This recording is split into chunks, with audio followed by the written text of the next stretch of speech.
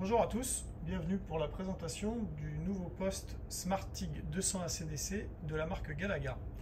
Galagar, marque espagnole de plus en plus reconnue sur le marché des machines de soudage. Il s'agit ici d'un poste de 200 A ACDC, donc nous pouvons faire l'aluminium ainsi que l'acier inox. Ce poste est en 230 volts monophasé. Attention toutefois, il faut une protection de 25 ampères à la prise lorsqu'on commence à souder dans des intensités assez élevées. Il s'agit d'un poste semi-professionnel, nous le qualifions ainsi car ce poste est de conception espagnole mais est fabriqué par nos amis chinois, d'où le faible coût d'acquisition de ce poste sur notre site internet. En revanche, ce poste délivre quand même de nombreuses possibilités que d'autres fabricants ne proposent pas et est assez intéressant en termes de rendement et de résultats de soudage. Donc nous allons voir comment ce poste fonctionne. Donc la mise en route, comme la plupart des postes, se fait à l'arrière. L'utilisation de ce poste est assez simple. Nous avons ici un codeur qui permet de sélectionner les différents réglages sur la synoptique de soudage. Donc ici nous avons le pré-gaz que nous pouvons régler. Donc moi je conseille toujours de le mettre à 1 seconde de détente de gaz avant l'amorçage pour ioniser la zone et favoriser l'amorçage haute fréquence. Après c'est à l'appréciation de chacun. Si vous êtes un peu radin en gaz, vous pouvez mettre un peu moins. Personnellement je préconise toujours de mettre 1 seconde de détente de gaz et ensuite l'amorçage va se faire. Ensuite, ici, nous avons le courant de départ qui ici se fait à 5 ampères. Ici, nous avons la rampe de montée, c'est-à-dire que nous pouvons mettre, par exemple, si je mets 1 seconde, nous allons aller de 5 ampères à, on va prendre 100 ampères, on peut mettre 200. Donc de 5 ampères à 100 ampères pendant le nombre de secondes que je lui ai demandé précédemment. Ensuite, ici, nous avons l'évanouissement de courant qui est très important lorsqu'on arrive en fin de pièce. Ça évite d'effondrer la pièce. Donc si par exemple j'ai ma gâchette, j'appuie, je suis en train de souder, je lâche, et là ça va mettre 2 secondes pour s'évanouir jusqu'à l'intensité finale que j'aurai déterminée ici. Donc, si je mets 10 ampères, l'arc se coupera à 10 ampères. Ensuite ici, j'ai ma protection gazeuse une fois que l'arc se coupe. Donc le gaz continue de sortir une fois que l'arc est coupé, et ça permet de protéger l'électrode tungstène de l'oxydation de l'air ambiant ainsi que le bain de fusion.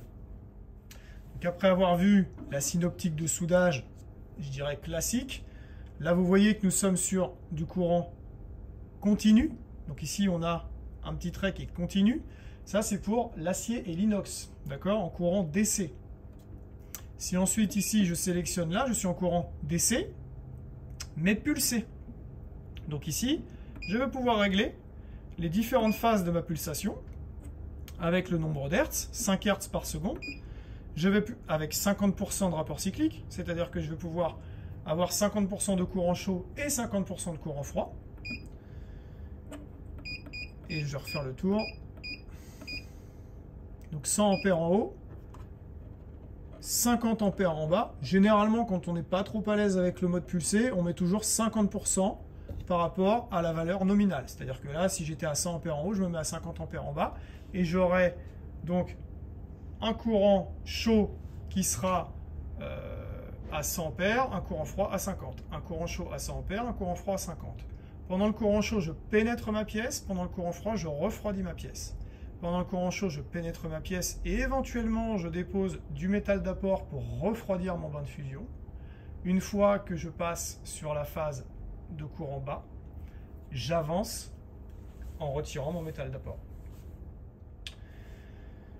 J'ai ensuite ici la fonction MMA. Donc MMA, c'est électrode enrobée. Tous les postes TIG aujourd'hui onduleurs font électrode enrobée. Alors après, ça sollicite un petit peu plus le poste au niveau des composants de puissance. Donc, le mode MMA, si vous essayez de monter à 200, je pense que ça va être bridé. Voilà, c'est bridé à 160 ampères. Donc 160 ampères, on passe de la baguette de diamètre 4. Je vous déconseille de cramer de la baguette de diamètre 4 toute la journée. Ça veut dire que vous allez solliciter le poste à fond, donc le facteur de marche sera mis à beaucoup plus rude épreuve, et vous allez fatiguer votre poste et peut-être le mettre en, comment dirais-je, en sécurité thermique. Donc je pense que, j'ai pas regardé le facteur de marche, on regardera après, mais 120 ampères de la baguette de 3, enfin 3,2, ça suffit amplement, notamment pour faire de la charpente métallique, de l'IPN, des choses comme ça. Ça suffit, on peut faire une passe, deux passes, trois passes. Pour un poste semi-professionnel, c'est déjà pas mal. Et ensuite ici, on revient sur les LED en haut, et là on est sur le courant alternatif, donc pour faire les alliages, notamment l'aluminium. Et ici, le courant alternatif pulsé. Donc le courant alternatif, même réglage que tout à l'heure. On a toute la synoptique de soudage, seulement ici, on va avoir des réglages qui vont être différents. La fréquence en Hertz, ici ça s'allume, c'était pas le cas tout à l'heure quand on était en courant DC. La fréquence en Hertz du courant. Quand on soude en alu, on va entendre un bruit pas très agréable à l'oreille. En fait, c'est la fréquence du courant alternatif, c'est la sinusoïde. Donc ça va être possible d'être réglé, et plus on va augmenter cette fréquence, plus on va pénétrer la pièce et on va pouvoir accélérer la vitesse de soudage. Donc là, on peut monter à 250 Hz. C'est comme ça sur quasiment tous les postes. Personnellement, quand je soude, j'aime bien me mettre entre 120 et 130. C'est un petit peu plus péchu que la normale. Voilà, 130, c'est pas mal. C'est un réglage un peu passe-partout. Et ensuite, ici, j'ai ma balance. Donc la balance, c'est le décapage pénétration. Donc ici, on va à 15 jusqu'à 65. La valeur moyenne, normalement, c'est 40. D'accord? Parce que 15 plus 65 égale 80. Donc la valeur moyenne, c'est 40. Le décapage pénétration, c'est quoi? Lorsque j'ai un aluminium qui est oxydé et qui est sale, je mets plus de décapage. Donc, je vais concentrer l'énergie de la pièce vers l'électrode beaucoup plus, ce qui va craqueler l'alumine en surface et me permettre d'avoir un bain de fusion propre sur un aluminium qui est sale. D'accord? En revanche, lorsque j'ai un aluminium qui est relativement propre, je peux mettre plus de pénétration si je souhaite aller plus vite lorsque je suis en production. Encore une fois, c'est un poste semi-professionnel. Comme je vous disais tout à l'heure, il y a pas mal de réglages.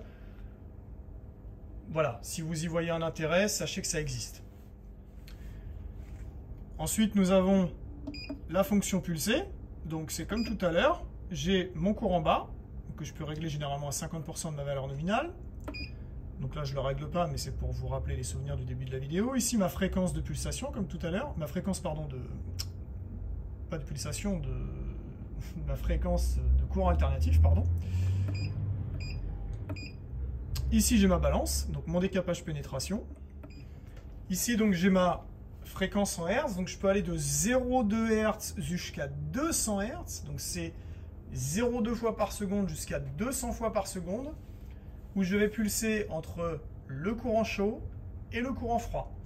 Il en va de même, tout à l'heure, on ne l'a pas vu, pour le courant DC, donc acier inox, où là, si je pulse rapidement, je vais avoir tendance à resserrer ma conicité d'arc, d'accord? Donc mon arc va se resserrer légèrement et mon impact sur ma pièce va être plus étroit et plus pénétré grâce au réglage de cette fréquence.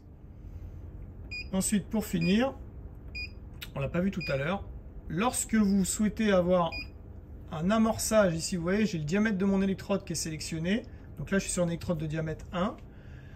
Ça veut dire que si ma matière est propre et que j'ai une électrode de diamètre 1,6, si je suis réglé sur du diamètre 1, je vais avoir tendance à amorcer plus doucement. Si en revanche, je vois que mon électrode provient d'un lot qui est un peu exotique, je dirais, et que ça amorce mal, bah, vous pouvez monter un peu ce diamètre-là. Par exemple, vous avez une électrode de diamètre 1,6. Bah, je décide qu'il y a une petite surintensité, enfin je veux une petite surintensité à l'amorçage. Je me mets sur 2,4 et paf, ça va amorcer un peu plus fort. Voilà. Ici, vous avez le sélecteur de réglage du 2 temps, 4 temps et pointage. Donc le pointage ne se fait uniquement qu'en courant DC sur ce poste-là, d'accord? En aluminium, il ne se fait pas. Si je passe ici en alu, normalement, ça ne le fait pas. Ah si, ça le fait, pardon. Alors c'est peut-être en pulsé que ça ne le fait pas. Voilà, en pulsé, ça ne le fait pas. Le pointage peut être intéressant si vous voulez une répétabilité au niveau du point ou si vous voulez avoir un pointage qui soit toujours identique lorsque vous soudez deux tôles, en bord à bord par exemple. Voilà. Écoutez, j'espère que cette présentation du poste Galagar vous a plu. N'hésitez pas à vous rendre sur notre site pour voir d'autres produits que nous proposons, donc deron-soudure.fr, et je vous dis à bientôt pour une nouvelle vidéo. Au revoir.